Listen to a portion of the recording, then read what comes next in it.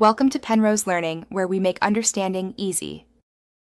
You start by verifying admin credentials and creating a backup. You must not risk live data. Once done, open the staging site and use browser developer tools to inspect the page.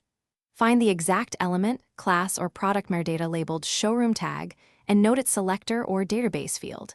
Make a quick note of where the tag is added, template, plugin, or product attribute, because that determines whether you edit HTML, CSS, or update a database flag. You now perform the change on staging. If the tag is emitted by a template or plugin, remove or condition the output at the source. That prevents reappearing. Alternatively, you can override with CSS, display, none, or a small DOM script to remove the element on load, but be aware this hides rather than deletes data.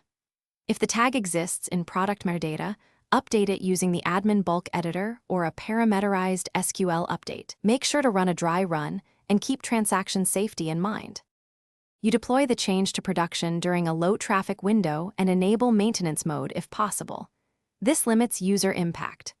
Once deployed, purge CDN and server caches and refresh the page on multiple devices and browsers to confirm the showroom tag is gone. If you still see it, check for caching, a plugin that reinserts the tag or template override layers. One key tip: disable recently added plugins temporarily and retest. Often an override or cache is the culprit. Thanks for watching. If this was helpful, leave a like and consider subscribing. See you next time.